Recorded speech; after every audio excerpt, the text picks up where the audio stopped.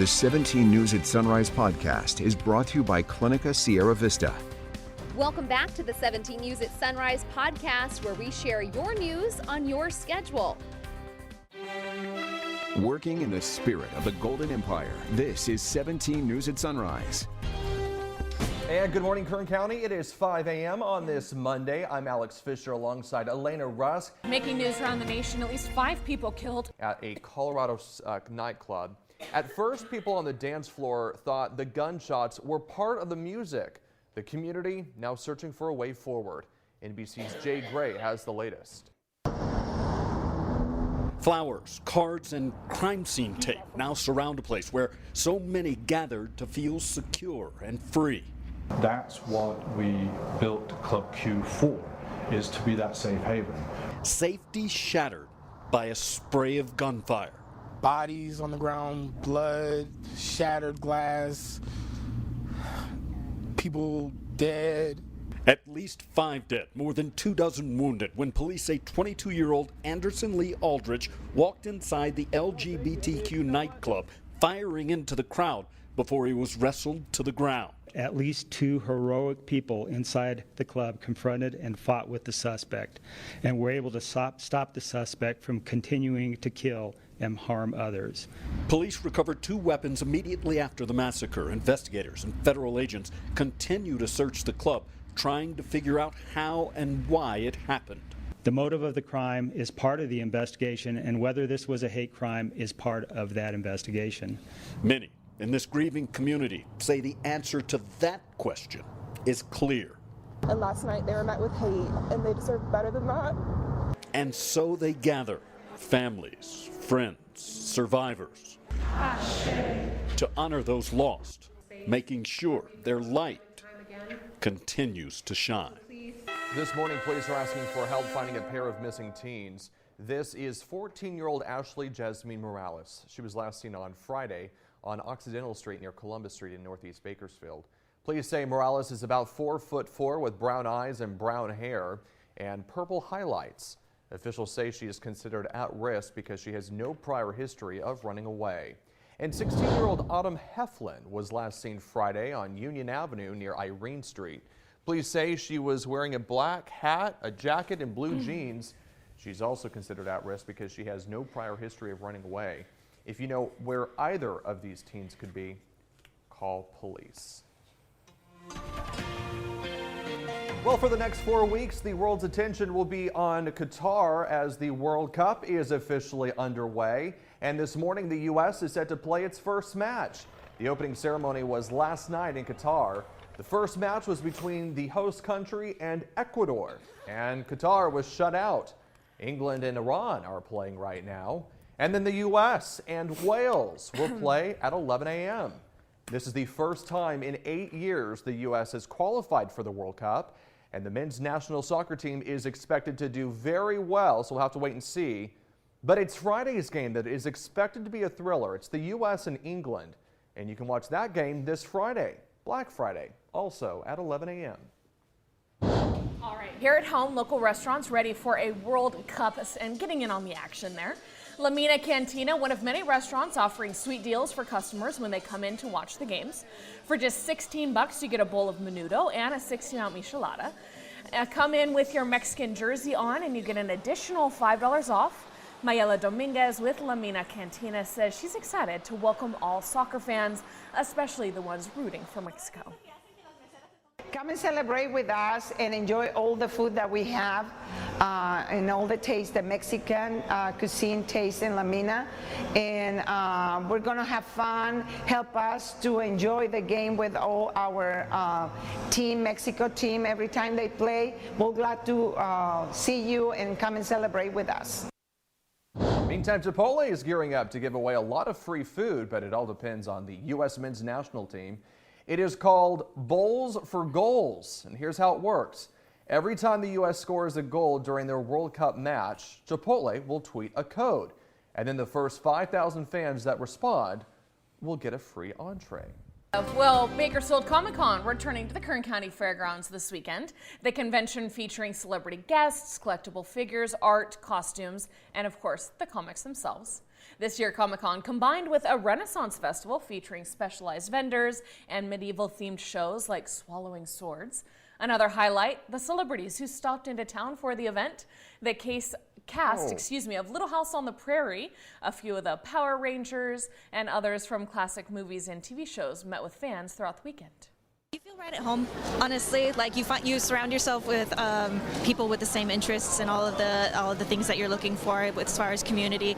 It's really always fun, whether you're just like coming as a guest or an artist or an exhibitor. You found your people is pretty much how it feels. Now, the event already wrapped up, but organizers say next year's event cannot come soon enough. And you know, really nothing can rival San Diego, but so many people are saying that Bakersfield's Comic-Con is one to attend. It's a very fun and inclusive event.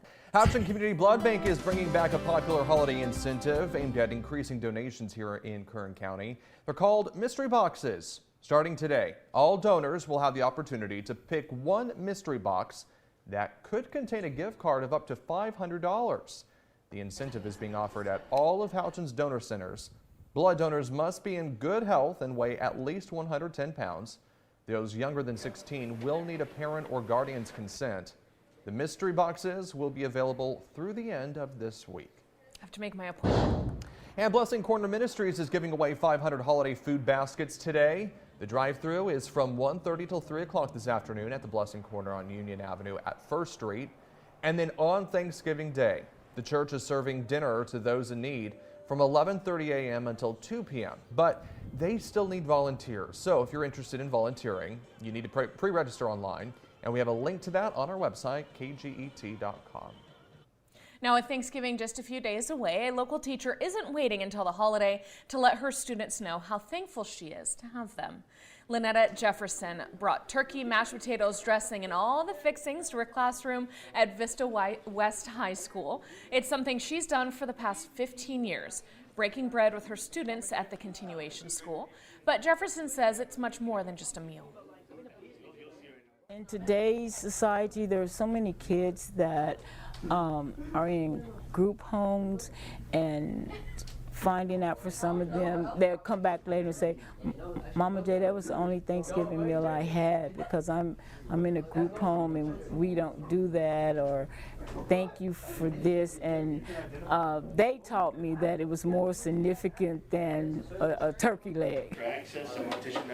All right, one student we spoke with says he's very grateful for Mama J, cares about her, very thankful that she cares for her students and anyone who needs to talk. Former President Trump's Twitter account this morning is back online. It was suspended nearly 2 years ago following the deadly January 6th insurrection. This comes just days after a surprise move from the Justice Department puts new focus on Trump's role in the riot. NBC's Bree Jackson is in Washington this morning with more. Alex, Attorney General Merrick Garland appointed a special counsel to oversee 2 separate probes into former President Trump, saying it is in the public interest to do so. Veteran prosecutor Jack Smith named special counsel to oversee the investigation into classified documents found at former President Trump's Mar-a-Lago estate and his role in the January 6th attack. As special counsel, he will exercise independent prosecutorial judgment to decide whether charges should be brought. The Justice Department says the move is partly due to Trump announcing his 3rd presidential bid. The former president insists he did nothing wrong and blasted DOJ. This horrendous abuse of power is the latest in a long series of witch hunts. Legal analysts say the appointment of a special counsel likely means criminal charges have not been ruled out and expect to see a lengthy investigation. We've seen complex cases take years, not months.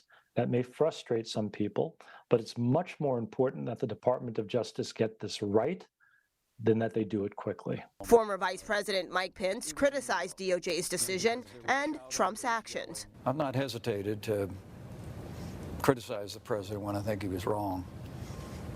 And clearly possessing classified documents in an unprotected area is not proper. In a surprise move over the weekend, Trump's Twitter account was reinstated after a nearly 2-year ban. The president used that platform to incite that attack on the Capitol. His comments about the vice president, his own vice president, put Mike Pence's life in danger. He showed no remorse about that. The January 6th committee continues its investigation of Trump's role in inciting the riot at the U.S. Capitol. Attorney General Garland says a special counsel was necessary, pointing to Trump's candidacy and President Biden's intention to run in 2024. Mr. Biden says he plans to announce his decision about running in the early part of next year. In Washington, I'm Bree Jackson for 17 News.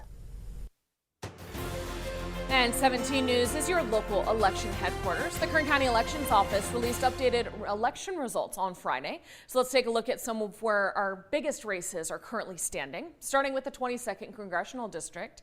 It's one of a few House races that are still just too close to call. Hanford Republican Congressman David Valadao leading right now with 53% of the vote to Bakersfield Assemblyman Rudy Salas's 47%. In total, Salas trailing Valadao by about 4,500 votes. The majority of outstanding ballots in this race are from Kern County, which is the bluest part of the 22nd District. However, in this latest update from Kern County, Salas received only about 200 more votes than Valadao. In the next vote drops, he will need more than a 200 vote advantage to catch up. And in the 16th state Senate race, Republican David Shepard still holding his lead over Democrat incumbent Melissa Hurtado. But this week, Hurtado did close her gap a little bit. Shepard now has 51% of the vote to Hurtado's 49%. In the race for the 35th Assembly District, Bakersfield Dr. Jasmine Baines is still leading against Leticia Perez. And Friday, that lead grew even wider. Baines with now 60% of the vote, with Perez at 40%.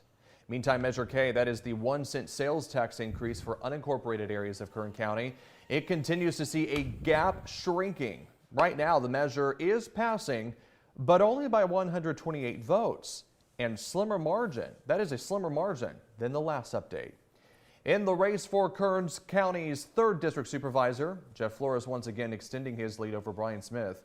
Flores leading with 52% of the vote to Smith's 48%.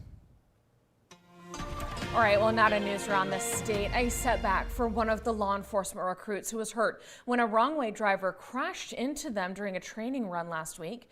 The LA County Sheriff's Department says Alejandro Martinez is now in grave condition. At least 3 other recruits remain hospitalized in critical condition. The 22-year-old suspect is out on bail, but is expected to face some serious charges. Sheriff Alex Villanueva says investigators have obtained enough evidence and statements to conclude the crash was a deliberate attack. The 17 News at Sunrise podcast is a production of KGET and Nexstar Media Group. For more on all of the headlines in today's show, head to kget.com.